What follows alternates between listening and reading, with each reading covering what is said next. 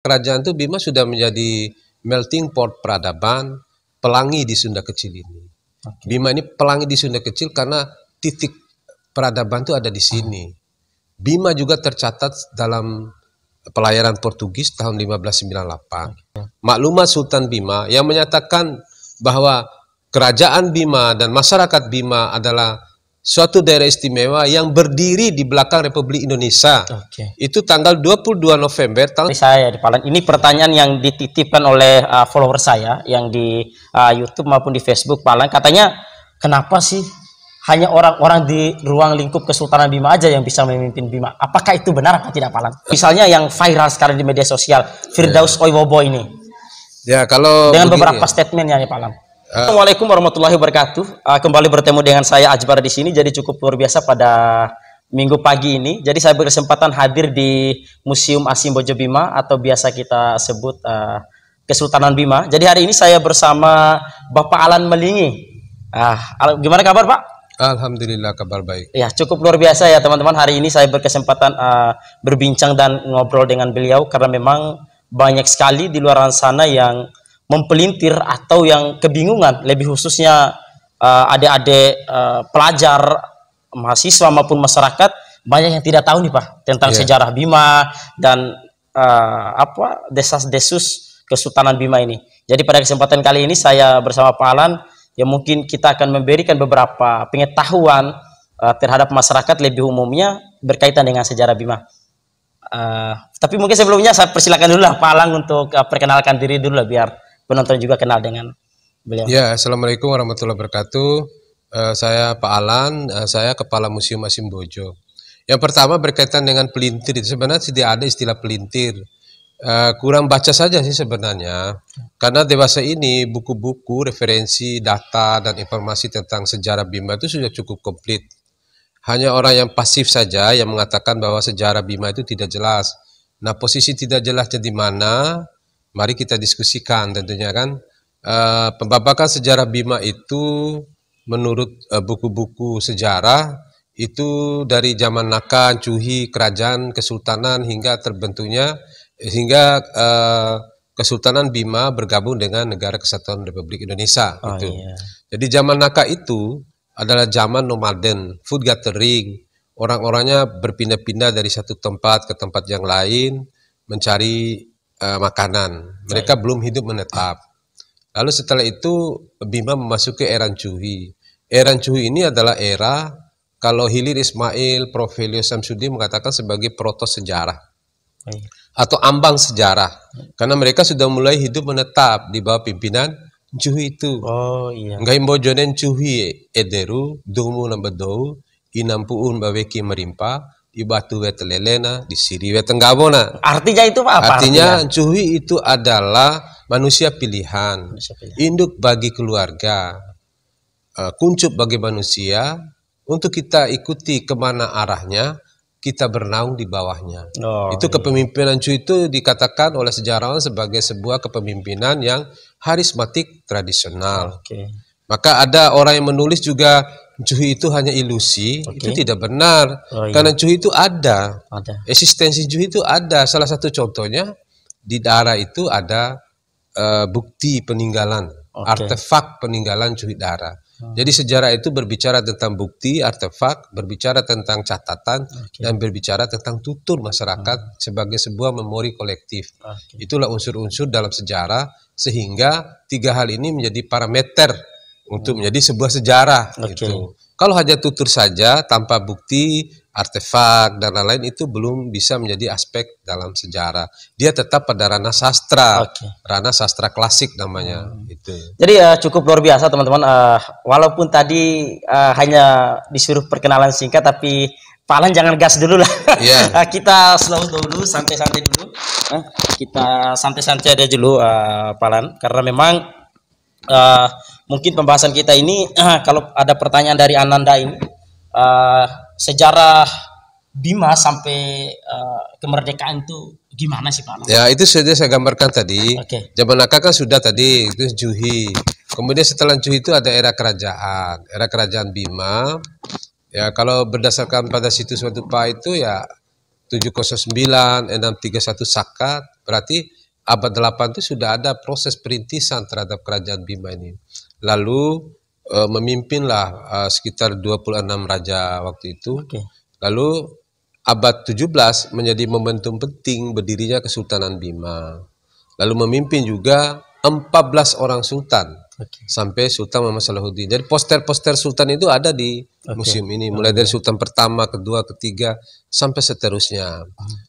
Kemudian setelah itu kan Sultan Muhammad Salahuddin meninggal dunia tahun 51. Lalu resmilah negara Bima ini bergabung dengan sebuah negara yang namanya Indonesia itu.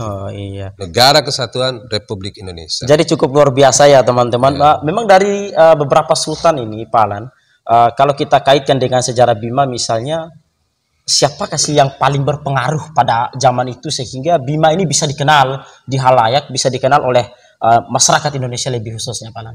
Ya, sebenarnya tidak sultan. Dari sejak era kerajaan itu Bima sudah menjadi melting pot peradaban, pelangi di Sunda Kecil ini.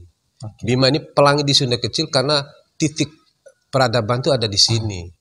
Bima juga tercatat dalam pelayaran Portugis tahun 1598. Di situ disebut dengan Dima. Dima itu pelangi. Asal kata Imar dari bahasa Manggarai itu Dimar. Dimar itu pelangi. Pelangi itu dihasilkan oleh apa? Pelangi itu dihasilkan oleh letusan percikan api Gunung Senghyang kalau dipandang dari Labuan Bajo. Sehingga orang-orang Manggarai itu tidak pernah menyebut Bima atau Mbojo. Orang Manggarai, orang Sumbawa itu menyebut Dima. Laume, Laume, Dima. Itu bahasa tutur untuk Bima, untuk Walian Manggarai. Kalau orang Bugis menyebut Gima. Itu ada peta di luar itu di pelataran, peta pelayaran Bugis tahun 1820. Itu terus abad 19. Ini Pak, sejauh mana peran sultan-sultan di Bima atau kerajaan-kerajaan di Bima pada saat proses memerdekakan negara Indonesia pada saat itu? Karena banyak sekali pertanyaan Balang, Bima itu tidak termasuk dalam proses kemerdekaan negara Indonesia. Itu loncat ya, bukan kerajaan-kerajaan di Bima atau kesultanan-kesultanan di Bima, raja dan sultan Bima. Tadi kan saya cerita raja ya. Itu abad 15 menjadi starting point Bima melakukan perluasan wilayah sampai ke Manggarai, Alor dan Solor. Sehingga dulu ada putra mahkota yang dikenal dengan Makapiri Solor. Nabila Makapiri Solor itu abad 15. Kalau kita bahas itu panjang juga ya. Kemudian kesultanan. Tadi ditanyakan sultan mana yang berpengaruh. Semua sultan itu berpengaruh dalam proses bagaimana Bima itu dalam percaturan sejarah dan budaya Nusantara. Kalau Bima berperan dalam NKRI, justru kerajaan kesultanan yang kedua yang berdiri di belakang Republik Indonesia setelah Jogja adalah Bima. Coba lihat di situ ada monumen Maklumat Sultan Bima yang menyatakan bahwa kerajaan Bima dan masyarakat Bima adalah suatu daerah istimewa yang berdiri di belakang Republik Indonesia. Itu tanggal 22 November tahun 1945, beberapa bulan setelah proklamasi Soekarno-Hatta 17 Agustus 1945. 22 November Sultan mengeluarkan maklumat untuk berdiri di belakang Republik Indonesia. Itu setelah Jogja loh.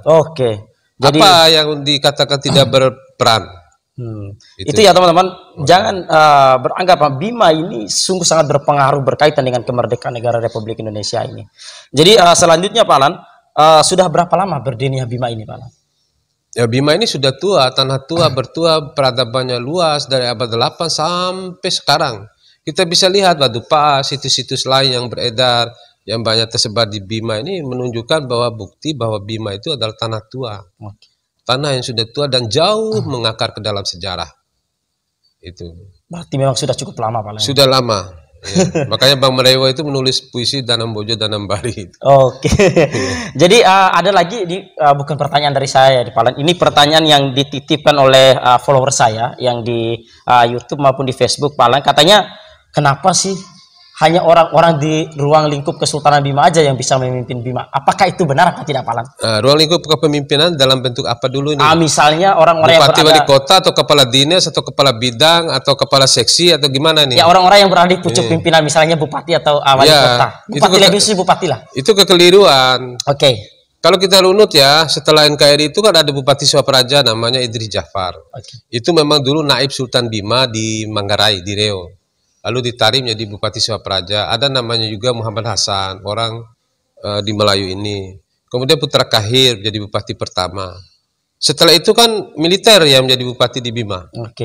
Sampai akhirnya masuk era reformasi Haji Jainul. Bupati-bupati itu dari militer itu ya yang pertama Suhar Maji, Bupati Thohir, Umar Harun, dua periode, kemudian Halim Jafar, Adi Haryanto, lalu Haji Jainul Arifin. Kemudian TVRI kan, di periode kedua beliau meninggal, digantikan Haji Safru, kemudian Ibu Dida. Kalau di kota, kayaknya tidak ada lah dari kerajaan atau keluarga kesultanan ya. Karena pertama itu wali kotanya, pejabatnya Pak Muhammad Nur, kemudian Nur Latif, Haji Kurais,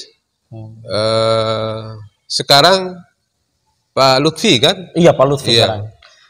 Berarti benar ya teman-teman bahwa memang beberapa pandangan atau beberapa asumsi-asumsi liar yang ada di tengah-tengah masyarakat berkaitan dengan orang-orang yang memimpin Bima ini, orang-orang di luar lingkup kerajaan ataupun kesultanan itu terbantahkan. Jadi ini adalah suatu wawasan atau pemberian pemahaman terhadap masyarakat Bima, lebih khususnya bahwa memang tidak semua orang-orang di Kesultanan Bima yang bisa memimpin di Bima. Bahkan orang-orang di luar itu bisa memimpin Bima. Kira-kira gitu Pak. Iya, jadi itu saja sebenarnya masalahnya. Tergantung pilihan rakyat. Tergantung pilihan rakyat. Terus ini Pak Alan, bagaimana pandangan lagi Pak Alan berkaitan dengan fenomena-fenomena munculnya sultan-sultan baru? Contoh misalnya yang viral sekarang di media sosial, Firdaus Oiwobo ini. Ya, kalau dengan beberapa statementnya nih Pak Alan. Tanggapan Pak Alan gimana? Memang kesultanan itu sudah tidak ada. Sejak terbentuknya NKRI tidak boleh ada negara di dalam negara. Kerajaan di dalam kerajaan lah istilahnya. Tetapi dalam rangka untuk menjaga marwah kebudayaan, maka pemerintah pusat juga dengan undang-undang kebudayaan sekarang ini, pemajuan kebudayaan itu menghidupkan kembali tradisi-tradisi lama di kerajaan-kerajaan dan di kesultanan-kesultanan Nusantara dalam rangka penerusan nilai, pewarisan nilai dan lain-lain itu. Termasuk adanya Festival Keraton Nusantara, Forum Silaturahmi Keraton Nusantara dan lain-lain itu adalah dalam rangka untuk pelestarian nilai-nilai budaya. Tapi akses lain dari hal itu banyak juga tidak hanya di Bima, di wilayah-wilayah lain juga perebutan-perebutan menjadi sultan ini cukup marak gitu. Perebutan-perebutan label-label bangsawan itu cukup marak juga terjadi. Nah, bicara tentang sejarah. Kalau soal nasab-nasab itu sesuatu yang saya belum bisa menjawab ya, karena itu harus butuh kejelasan nasab dan lain-lain itu ya. Jadi saya tidak masuk pada ranah itu. Mohon maaf gitu ya. Berarti berkaitan dengan sesuatu hal yang viral ini, Pak Alan sendiri tidak mau menanggapi. Cuman kita juga sebagai kaum intelektual, orang-orang yang paham harus bijak melihat seluruh berita yang beredar di media sosial ini, terutama berkaitan dengan Firdaus Oiwobo ini yang saran saya itu kan dipadukan data saja. Kalau ada silsilahnya dipadukan, ada sebuah diskusi kekeluargaan lah. Bila perlu kita hadirkan nanti Firdaus Oiwobo di sini. Ya, musyawarah untuk bagaimana mencari solusi terbaik berkaitan dengan hal-hal seperti itu. Kalau saling menyerang di medsos juga tidak elok ya. Betul. Itu. Saya menghindari itu karena saya lebih baik berfokus pada hal-hal yang lain, membangun kebudayaan Bima, mengangkat nilai-nilai yang ada untuk kita perkenalkan dalam kancah nasional maupun internasional. Salah satunya misalnya saya mengangkat tentang Nika Bronta dalam novel saya, dan itu meraih penghargaan Ubud internasional kan. Apa novelnya Pak? Nika Bronta itu. Nika Bronta, baik. Ya, Asmara Zaman Jepang. Asmara Zaman Jepang. Saya lebih baik fokus pada hal-hal seperti itu saja gitu. Betul. Karena kalau kita berebut keturunan juga ngapain sih gitu ya? Iya. Itu maksudnya. Ngapain sih kita rebut keturunan dan sebagainya.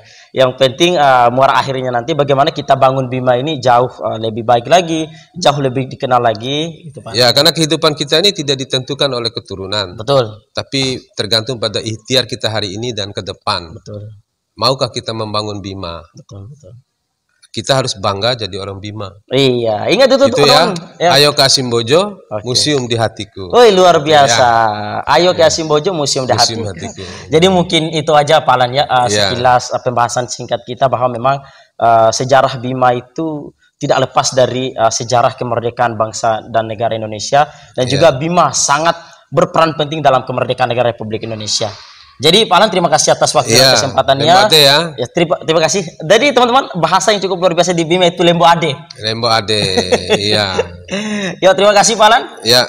Ya, oke teman-teman. Wassalamualaikum warahmatullahi wabarakatuh.